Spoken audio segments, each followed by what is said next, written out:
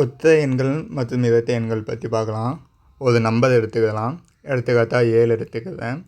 இந்த 7ங்கிறது நமக்கு எதை மீன் பண்ணுதுன்னா, நம்மக்கிட்ட ஒரு 7 பொருள் இருக்குங்கிறத மீன் பண்ணுது. 3, 4, 5, 6, 7. இப்போ இந்த 7 வந்து நான் வந்து 2 2 பிரிக்கிறேன். 2, 4, 6. இப்படி 2 2 பிரிக்கும் போது நமக்கு வந்து மீதம் வந்து 1 இருக்குது. இப்படி ஒரு நம்பரை 2 2 பிரிக்கும் போது மீதம் 1 வந்துச்சுன்னா அதை தான் நம்ம வந்து ஒற்றை எண்கள்னு சொல்லுவோம்.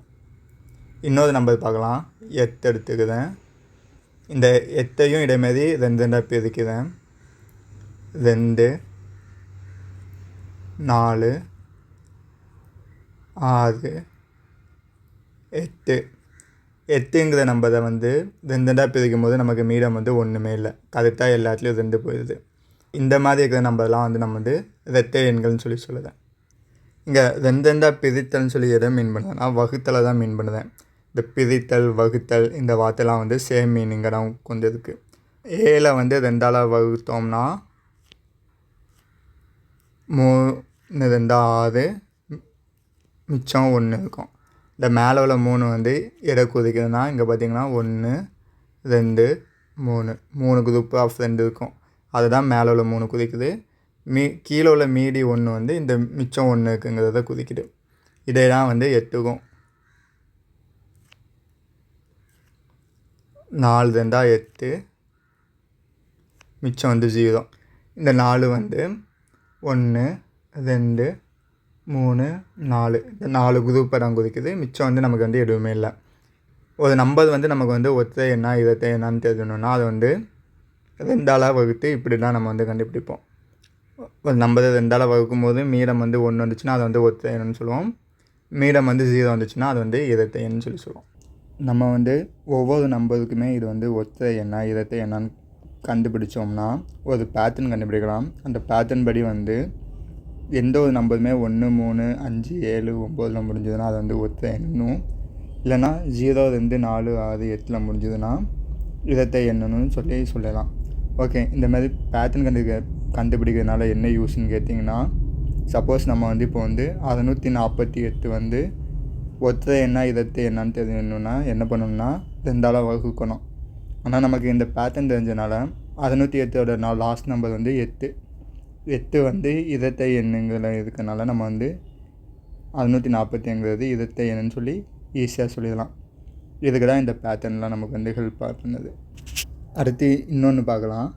ஒரு ஒற்றை எண் எடுத்துக்கிறோம். நான் வந்து 5 எடுத்துக்கிறேன். இன்னொன்று இரட்டை எண் எடுத்துக்கிறோம். 6 எடுத்துக்கிறேன்.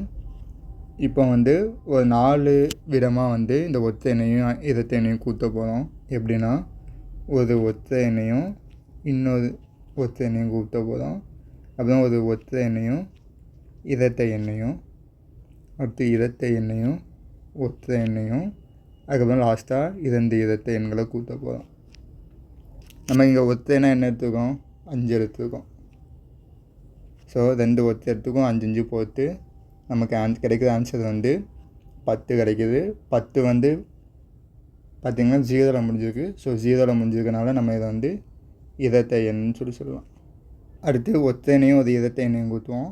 5 இரட்டை எண் வந்து 6, 2ஐயும் கூட்டும் போது 11 கிடைக்கிது. 11 வந்து 1ல் முடிஞ்சிருக்கு. 1ல் முடிஞ்சதுன்னா இங்கே வந்து நம்ம வந்து ஒற்றை எண்ணுன்னு சொல்லி படிச்சிருக்கோம். இதேமாதிரி மற்ற 2ஐயும் நான் வந்து கொஞ்சம் ஸ்பீடாக சால்வ் பண்ணியிருந்தேன்.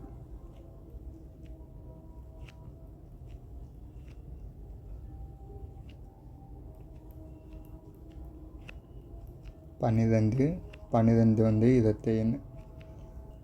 இந்த 4மே வந்து ஒரு ப்ராப்பர்ட்டி. என்ன ப்ராப்பர்ட்டினா, எப்போவுமே ஒரு ஒற்றை எண் கூட இன்னொரு ஒற்றை எண்ணை கூட்டும்போது நமக்கு கிடைக்கிற ஆன்சர் வந்து இரட்டை எண்ணாக தான் இருக்கும். ஒரு ஒற்றை எண் கூட இன்னொரு இரட்டை எண்ணை கூட்டினா நமக்கு கிடைக்கிற ஆன்சர் வந்து ஒற்றை எண்ணாக தான் இருக்கும். இப்போ உங்களுக்கு ஒரு ஹோம்ஒர்க்கு என்னதுன்னா,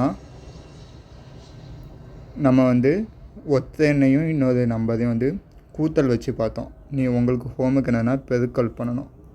ஸோ நீங்கள் என்ன கண்டுபிடிக்கணும்னா, ஒற்றை எண்ணையும் இன்னொரு ஒற்றை எண்ணையும் பெருக்கும் போது நமக்கு கிடைக்கிற ஆன்சர் வந்து இரட்டை எண்ணா இல்லை ஒற்றை எண்ணான்னு சொல்லி கண்டுபிடிச்சி கீழே கமெண்ட் பண்ணுங்கள்.